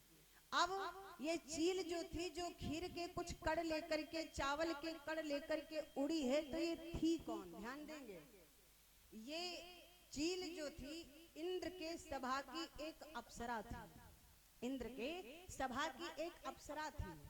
एक बार ऐसा हुआ, एक संत जी अयोध्या के किनारे सरयू नदी के किनारे तपस्या कर रहे थे। जब तपस्या करने लगे, इतनी कठिन तपस्या की, इतनी विकट तपस्या की, तो इंद्र ने जब इनकी तपस्या को, संत जी की तपस्या को देखा तो विचार किया कि ये संत जो हैं शायद इसलिए तपस्या कर रहे हैं, इस तपस्या के बल पर हमारे इंद्रासन को पाना चाहते। देखिए, जो जैसा होता है उसकी सोच हमेशा वैसी ही होती है। अगर कोई नेगेटिव है महाराज तो उसकी सोच हमेशा नेगेटिव ही रहेगी, पॉजिटिव हो ही नहीं सकती। और जिसकी सोच पॉजिटिव है तो वो पॉजिटिव रहेगी, नेगेटिव नहीं हो सकती। जो जैसा होगा उसकी सोच हमेशा वैसी ही रहेगी। अच्छा व्यक्ति होगा उसके अच्छे विचार रहेंगे, अच्छी सोच रहेगी, और कोई बुरा व्यक्ति होगा तो हमेशा उसके विचार बुरे ही रहेंगे, वो कभी अच्छे नहीं आ सकते। इंद्र लालची है, विचार करिएगा। तो इंद्र ने विचार किया कि अगर ये संत तपस्या कर रहे हैं, मुझे लग रहा है कि ये हमारा इंद्रासन पाना चाहते, इसलिए तपस्या कर रहे हैं। इंद्र ने क्या किया, अपनी सभा की उस अप्सरा को बुलाया जो बड़ी सुंदर थी, और कहा जाओ किसी भी प्रकार से इन संत की तपस्या को भंग करो, किसी भी प्रकार से इनकी तपस्या को तोड़ो। आज वो इंद्र के सभा की अप्सरा चली है, अयोध्या के समीप आई है, सरयू नदी के किनारे, जहां पर वो संत जी तपस्या कर रहे थे। जब वहां पर आई, बड़ी सुंदर है अप्सरा, आकर के नृत्य करने लगी। और जब नृत्य करती है, पाँव में पायल पहने है, हाथ में कंगन है, अद्भुत श्रृंगार है उसका। और जिस समय उसने अपनी पायलों की झनकार को झनकाया, हाथों के कंगनों को खनकाया, महाराज हुआ क्या कि उन संत की तपस्या टूट गई। जैसे संत की तपस्या टूटी, संत जी ने सामने उस अप्सरा को देखा, संत जी को क्रोध आ गया। विचार किया कि ये धूर्त, इसने हमारी तपस्या को भंग कर दिया। उसी समय संत ने क्या किया, उसको श्राप दे दिया, जा तूने इतने धूर्तता का काम किया है, तूने मेरी तपस्या को भंग किया है, इतना घृणित कार्य किया है, तो जा मैं तुझे श्राप देता हूँ कि तू चील हो जा, पक्षी हो जा। जैसे कहा चील पक्षी हो जा, घृणित पक्षी हो जा। समय के अनुसार वो अप्सरा जो थी हाथ जोड़ करके बोली, बाबा इसमें गलती हमारी नहीं है, इसमें गलती हमारी नहीं है। आपने हमको श्राप दे दिया कि मैं घृणित पक्षी हो जाऊं, चील हो जाऊं, ठीक है, लेकिन इसमें हमारा कोई दोष नहीं। दोष है तो उस इंद्र का है, जिसने मुझे आपके पास में आपकी तपस्या को भंग करने के लिए भेजा है। तो महाराज हमारी कोई गलती नहीं। जैसे इतनी बात कही, उन संत ने कहा तेरी गलती यही है कि तू आई ही क्यों, तू यहाँ पर आई है क्यों, तू मना कर देती, ना आती। जैसे इतनी बात कही, कहा महाराज मैं मना न कर पाई, लेकिन चली आई। तो कहा अगर तू चली आई, मेरी आंखें खुली तो मैंने तुझको देखा है, इसलिए तू इस पाप की अधिकारी है, इसलिए मैं तुझे श्राप देता हूँ, तू घृणित पक्षी चील हो जा। जैसे इतनी बात कही तो कहने लगी, बाबा एक बात बताओ, खैर आपने हमको चील होने का श्राप दे दिया, मैं चील पक्षी हो जाऊंगी, लेकिन एक बात मुझे बता दीजिए कि मेरा उद्धार कैसे होगा, उद्धार कैसे होगा। जब इतनी बात कही उद्धार कैसे होगा, तो कहा सुन तू यहीं पर रहना, जब तू चील पक्षी हो जाना तो यहीं पर रहना, लेकिन तुझको करना क्या है, चील पक्षी होते हुए तुझे मांस का भोजन नहीं करना, मांस नहीं खाना है। फिर क्या खाना, कहा यहाँ पर एक राजा रहते हैं महाराज दशरथ, और वो अपने दरवाजे पर संतों को भोजन कराते हैं, एक से एक भंडारा कराते हैं, एक से एक संत आकर के भोजन ग्रहण करते हैं। जब भोजन संत लोग ग्रहण करके चले जाएं, शेष भोजन जो उस पत्तल में रह जाए तो उसी पत्तल के भोजन को करना, और इसी सरयू नदी के जल को ग्रहण करना, अन्य कोई जल भी मत पीना, और संतों की जूठन को पाना, तेरा उद्धार होगा। तो कहा महाराज हमारा पूरी तरीके से उद्धार हो जाएगा। कहा नहीं, तब तेरा पूर्ण रूप से उद्धार नहीं होगा। तो कहा फिर कैसे होगा, कहा तुझको एक काम करना पड़ेगा, और जब तू वो पुण्य का काम करेगी तब जाकर के तुझको पूरी तरीके से तेरा उद्धार हो जाएगा। चील ने कहा, यानी उस अप्सरा ने कहा कि महाराज वो काम क्या होगा। संत ने बतलाया, समय आने पर इन्हीं महाराज दशरथ के वहां पुत्र कामेष्टि यज्ञ होगा, और जब पुत्र कामेष्टि यज्ञ होगा, उस यज्ञ से अग्निदेव प्रसन्न होकर के खीर का प्रसाद लेकर के प्रकट होंगे। जब खीर का प्रसाद लेके प्रकट होंगे, उसी खीर का बंटवारा महाराज दशरथ अपनी तीनों रानियों में करेंगे। उस खीर का आधा भाग अपनी बड़ी रानी कौशल्या को देंगे, जो आधा भाग खीर का बचेगा उसके 2 भाग करेंगे, उसमें का 1 भाग कैकेयी को देंगे, बंजली रानी को, और जो और 1 भाग होगा उसको उठा करके सुमित्रा को देंगे, छोटी रानी को। फिर तुझको क्या करना है, जब तू चील पक्षी हो जाएगी तो तू क्या करना, जब जिस समय महाराज दशरथ देखती रहना, जिस समय महाराज दशरथ खीर को बांटेंगे उस समय कैकेयी के मन में कुछ भ्रांति आ जाएगी, वहां पर उसके मन में दुर्व्यवहार आएगा तो वो खीर के प्रसाद को उछालेगी, और जिस समय वो खीर के प्रसाद को उछाले उसी समय तू आ जाना उड़ते उड़ते, और आ करके खीर के चावल के कुछ कण अपने मुख में दाब लेना, लेकिन तुझको खाना नहीं है, वो तेरे खाने के लिए नहीं होंगे। फिर कहा वो पहुंचाने के लिए होंगे, तो कहा महाराज, कहा वो खीर के कण अपने मुख में दाब लेना, और वही खीर के कण, चावल के कण ले जाकर के सीधे गंधमादन पर्वत पर चली जाना, वहां पर माता अंजनी जो है तपस्या कर रही होंगी, और तू जाकर के इन्हें खीर के कण, चावल के कण जाकर के उनके हाथ में डाल देना, और जब वो चावल के कण, खीर के कण अपने मुख में अपने आप को धारण के, जैसे ही मुख में खीर डालेंगी उन अन्न को ग्रहण करेंगी, तो उनके जैसे अन्न ग्रहण करेंगी उसी समय पर तेरा पूरी तरीके से उद्धार हो जाएगा। बस इतना काम तुझको करना पड़ेगा। जैसे इतनी बात कही, अप्सरा ने कहा ठीक है महाराज। समय के अनुसार महाराज वही इंद्र के सभा की अप्सरा चील हो गई। विचार करिएगा, चील हो गई, तब से बेचारी वहीं पर रहती हैं, अयोध्या में रहती है। महाराज दशरथ संतों को भोजन कराते, शेष पत्तल में जो भोजन चावल के कण कुछ भी रह जाता वही खाती है, और जाकर के सरयू नदी का ही पानी पीती। आज वो समय आ गया, पश्चाताप कर रही है, आज वो समय आ गया जब देखा कैकेयी उस खीर के प्रसाद को उछालने लगी, वो चील उड़ती हुई आई और आकर के अपने मुख में खीर के चावल के कुछ कण मुख में दाब लिए और सीधे गंधमादन पर्वत पर चली गई। जब गंधमादन पर्वत पर जाती है, वहां पर अंजनी बैठी तपस्या कर रही, और जिस समय अंजनी बैठी तपस्या कर रही, जाकर के उस चील ने अपने मुख से वही खीर के जो कण थे, चावल के कण, वो जाकर के हाथ में डाले, और जैसे हाथ में चावल के कण आए, अंजनी की आंखें खुल गईं, और जैसे उस खीर के प्रसाद को देखा है तो उसी खीर के प्रसाद में उनको अयोध्या का पूरा नजारा दिखाई दिया। अयोध्या का पूरा नजारा दिखाई दिया कि अयोध्या में महाराज दशरथ ने अपने वहां पुत्र का मिष्टि यज्ञ किया है। ऐसे ऐसे चील हमारे पास में प्रसाद लेकर के आई है, इसलिए उसी समय अंजनी ने क्या किया, उसी खीर के प्रसाद को ग्रहण कर लिया। और जिस समय खीर के प्रसाद को ग्रहण किया है महाराज, हुआ क्या, और इधर तीनों रानियों ने खीर का प्रसाद ग्रहण किया। जैसे तीनों रानियों ने खीर का प्रसाद ग्रहण किया और उधर अंजनी ने खीर का प्रसाद ग्रहण किया, तो तुलसी बाबा ने लिख दिया क्या, यही विधि गर्भ सहित सब नारी, यही विधि गर्भ सहित सब नारी, भई हृदय हरष सुख भारी।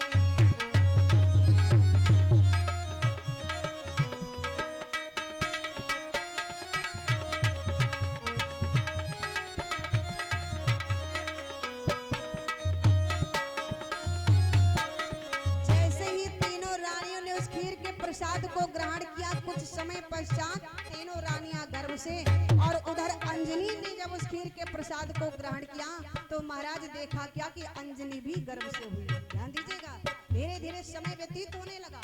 मंदिर मां सब, मंदिर मां सब राज ही रानी, शोभाशील तेज की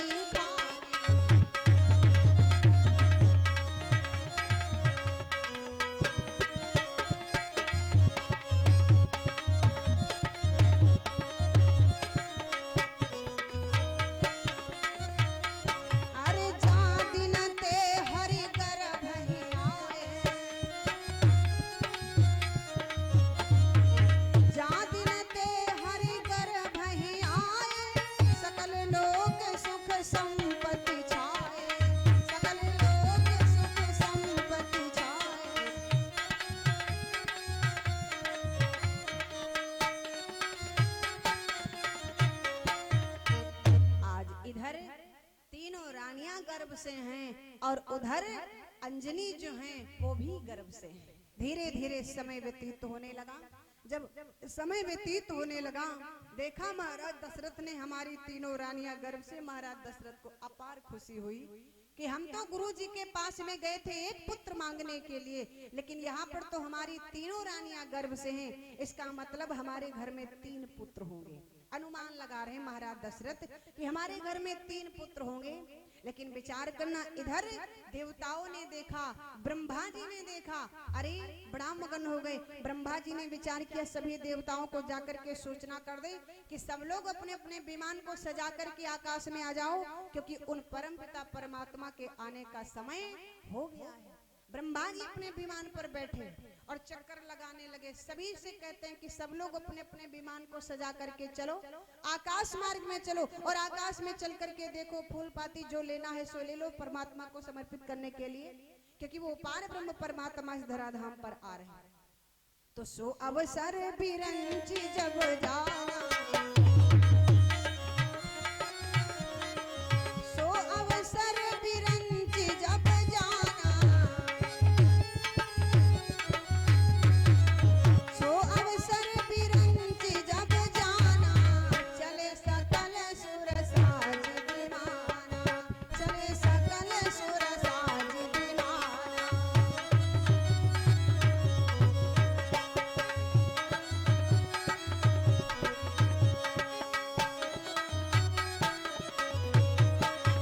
आज ब्रह्मा जी चल पड़े, सुख जुत कछुत काल चले गयो, जेहि प्रभु प्रगट सो अवसर भयो। जैसे ही प्रभु के प्रकट होने का समय आया महाराज, स्तुति करत नाग मुनि देवा,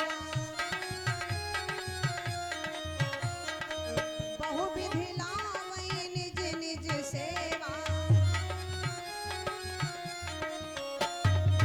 मध्य दिवस अति शीतन घामा, पावन काल लोक विश्रामा। इधर धीरे धीरे समय नजदीक आ गया। आज कौशल्या एकांत कमरे में बैठी है और बैठे बैठे ध्यान कर रही परमात्मा का। और उसी समय क्या हुआ कि सुर समूह विनती करे, पहुँचे निज निज धाम, जग निवास प्रगटे प्रभु अखिल लोक विश्राम।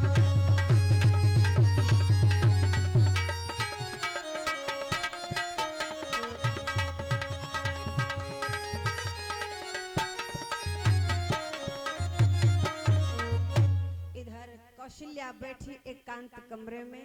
उसी समय क्या हुआ, चतुर्भुजी प्रभु कौशल्या के सामने प्रकट हो गए।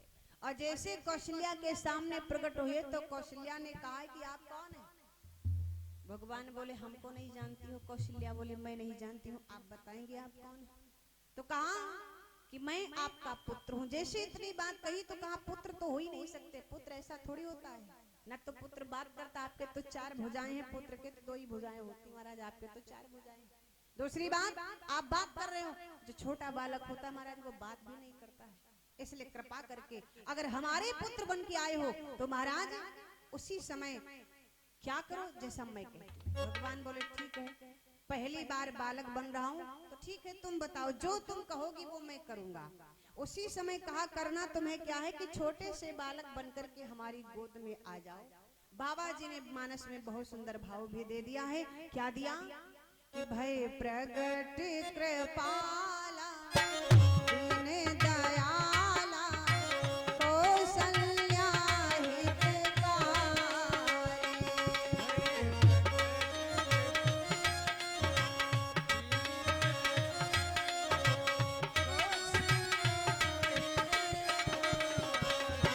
भय प्रगट कृपाला, दीन दयाला, कौशल्या हितकारी।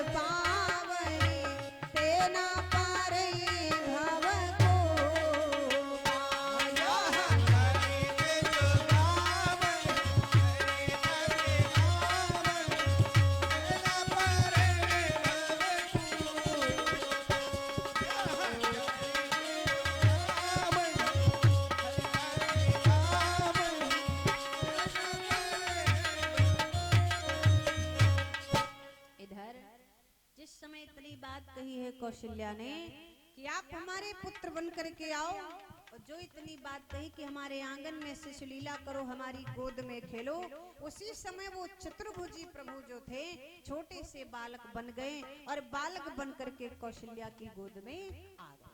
और जैसे कौशल्या की गोद में आए बोली अब ठीक है। कौशल्या बोली अब कैसे ठीक है, अब तो तुम बात कर रहे हो तो बात करना भी बंद कर दो। क्यों? क्योंकि छोटा बालक जो होता है वो केवल रोना जानता है, रोने के सिवाय कुछ नहीं जानता। तुम तो रोना प्रारंभ करो। ए मेरे भाई, जैसे कौशल्या ने इतनी बात कही है, माँ का सम्मान करना पुत्र का धर्म है, इसलिए जैसे इतनी बात कही सो भगवान राम को भगवान जो थे रोने लगे। और जिस समय रोए हैं तो फिर रोते ही रहे। कौशल्या चुपाती हैं, चुप हो जाओ चुप हो जाओ, लेकिन अपनी तान में रो रहे तो किसी के सुनने वाले नहीं। जैसे ये रोए, दासी बाहर खड़ी थी, दौड़ करके अंदर आ गई। क्या हुआ? बोली पुत्र हुआ। दौड़ती गई महाराज दशरथ से जाकर के बोली महाराज की जय हो। राजा दशरथ ने कहा क्या खबर लाई हो? कहा बड़ी रानी ने एक पुत्र को जन्म दिया। महाराज दशरथ बड़ा प्रसन्न हो गए और तब तलक क्या किया, उस दासी को बड़ा दान दिया कि तुमने मुझे खुशखबरी सुनाई, ये लो तुम इतना दान ले जाओ। तब तलक जो मंझली रानी थी कैकेयी, इनकी दासी जय गई और जाकर के बोली महाराज की जय हो। महाराज दशरथ ने कहा तुम क्या खबर लाई हो?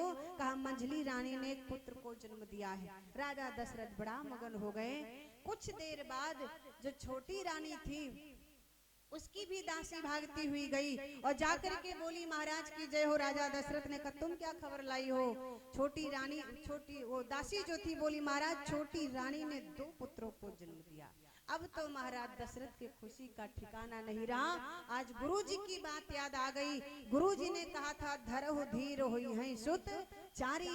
आज हमारे घर में 4 पुत्र हुए और इधर जब समय पूरा हुआ तो अंजनी के गर्भ से श्री हनुमान जी महाराज का जन्म हुआ है। एक बार जयकारा लगाएंगे, बोले हनुमान जी महाराज की। तो अब बताओ भगवान राम कितने भाई थे? 5 भाई थे। हम आप लोग 4 कहते, लेकिन भगवान राम जो है 5 भाई। जिस खीर से राम लक्ष्मण भरत शत्रुघ्न है उसी खीर से तो महाराज हनुमान जी भी हैं, वो अलग बात है। अब जरा समझना, अगर ये राम लक्ष्मण भरत शत्रुघ्न के प्रागट्य का शुभ समय अगर यज्ञ है तो हनुमान जी के प्रागट्य का शुभ समय तपस्या है। अगर राम यज्ञ के द्वारा आए हैं तो क्या हनुमान साधारण आ जाएंगे? बताओ, क्या हनुमान साधारण आएंगे? हनुमान साधारण नहीं आएंगे। तो हनुमान जी महाराज तप के बल पर आए, राम लक्ष्मण भरत शत्रुघ्न यज्ञ के बल पर आए। अंतर केवल इतना ही है, लेकिन ये हनुमान जी महाराज भगवान राम के सगे भाई हैं। इस प्रकार से भगवान राम 4 भाई नहीं, भगवान राम 5 भाई। प्रेम से जयकारा लगाएंगे, बोले श्री रामचंद्र भगवान की। और जैसे ये खबर पूरे नगर में फैल गई तो हुआ क्या कि चलो चलो रे कौशल्या जरा बंसी बजा दो, मन मोहन में आरती करने आया।